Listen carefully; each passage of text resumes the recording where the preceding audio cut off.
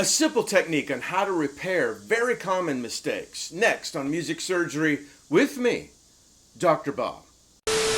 Hey you guys, quickly before we get started, please hit the subscribe button and ring the bell. And don't forget to check out the Doctor's Lounge, my store, and the links to some great samples below in the description of this video. Sometimes no amount of compression or EQ can fix a problem that's baked into a track. I do have a few tricks to solve some of these problems, and here's a favorite that I use all the time. Watch this.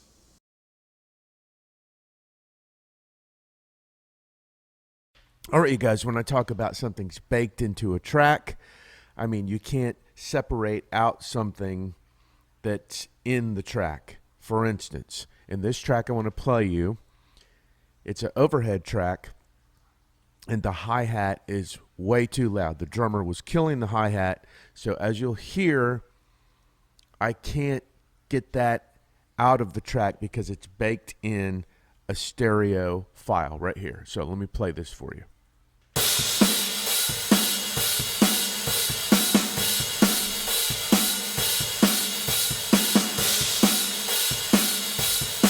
So, I mean, you can even see here, the hi-hat's just killing it on this side, just overbearing. So, in order to properly use this overhead track, which I really want to, and I need hi-hat in the song, what I'm going to do is, I'm going to go to the overheads. They're soloed. And I'm going to bounce them. I'm going to call them new overheads. And I'm going to bounce them as split channels. Now, every one of your DAWs has this function. So what it's going to do is it's going to take a stereo track and it's going to split it left and right. So many times we look at our export function or our bounce function on our DAW and just think of it as, okay, that's how I render my mix. But this is an extremely powerful tool. So let me, actually, before I do this, I know I can just bounce it off of this track, but let me go down to my stereo bus and take off all the processing because it's actually going to go through the stereo bus. So, because I don't want all that processing on this track, and then it's just going to end up going through that processing again. I've exported that stereo track to now be two mono tracks, the left side and the right side. As you can see, there we go, left and right. Now, I need to pan the left and the right. Now, I don't need this track. Well, let's just make sure they sound correct. And let's make sure this sounds identical. Now, we have the hi-hat basically by itself over here. Now, there's probably some crash cymbals. Obviously, there's, well, let's hear it. There's the left side of the room, or the overheads. The kick and the snare will probably be in there too.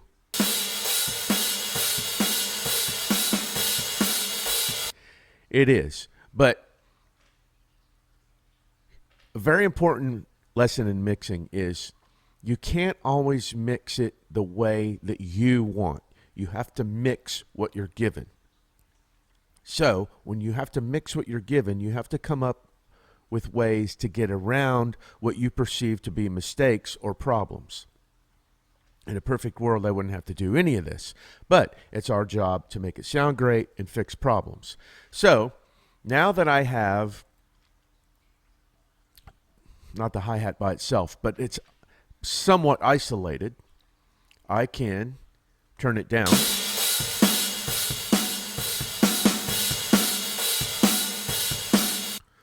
And I can maybe EQ a bit of this out.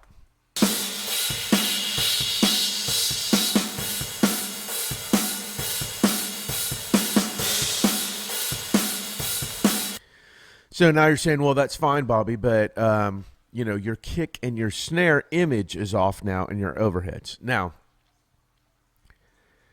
like I said, we have to overcome the problem and then figure out what to do with it. So in this case, I think I've overcome the hi-hat problem. But our snare and our kick are now off balance.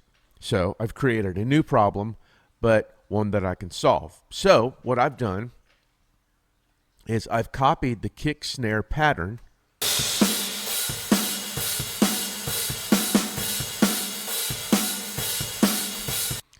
in Easy Drummer.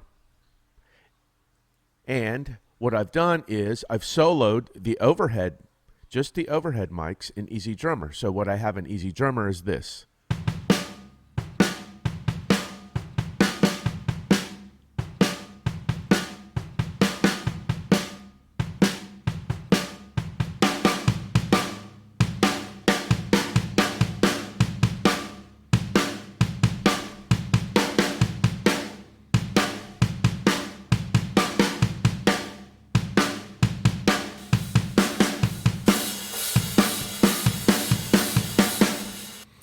So I've kind of recreated the overhead mics.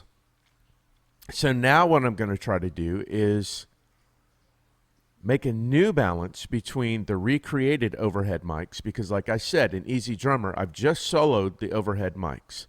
And I went in with MIDI notes. This is the kick, this is the snare, and I've copied what the player played here, the drummer played. So now we have a chance to rebalance some things. So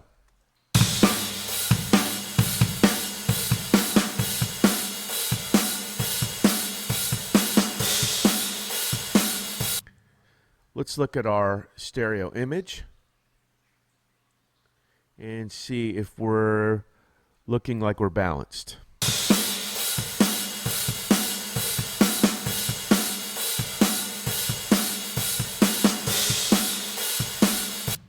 That's pretty good. Let me turn these down even more.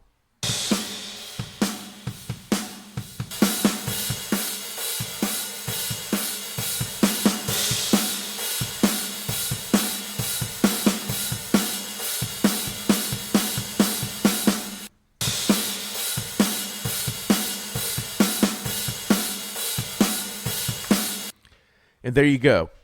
Problem solved. Now, obviously, the great thing about Easy Drummer is I can even go in and try to pick a different snare that might sound closer to the one that the drummer used and kick. I can also go in, if things are out of balance still with the crash cymbals, and put crash cymbals in.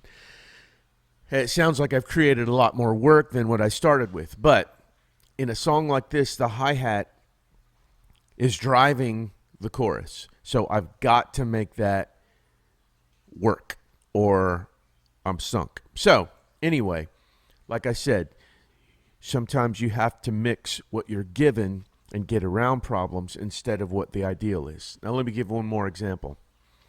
Here we have a clean guitar. Let me play this and I'll show you what we have and how to fix it.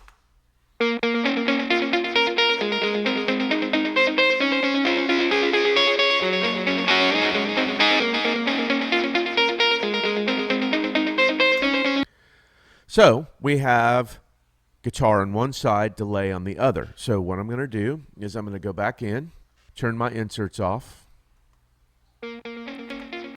of my stereo bus, and let's export this again. New, clean, get. And it's stereo out and split channels. Export. So let's go down here and let's see what we have. That would be the delay. Now, I have lots of choices. This is why so many times with delay, compression, yeah, I said it. There's so many times that I like to go easy on effects or none at all going into the computer, because later you can cause problems that you have to deal with. I know a lot of you are going to be angry about the compressor part, but hey, go into the computer clean. You can do anything you want with it later. So now I've panned these left and right. Now, depending on what I need in the mix, let me turn this back on.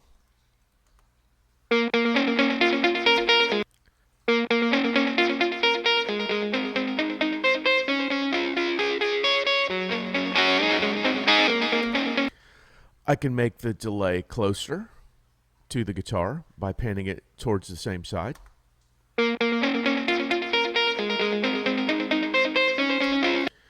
Or I can mess the delay up because I have it isolated. So let's go to, and I don't know, let's go to this.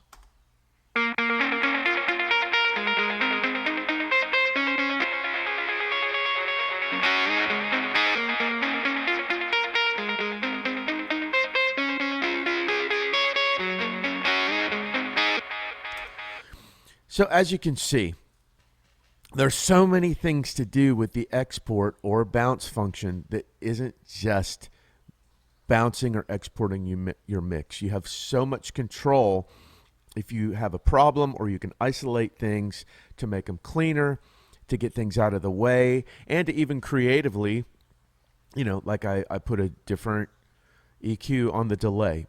So much power in the export function. Well, there you go. A simple fix to a once complex problem.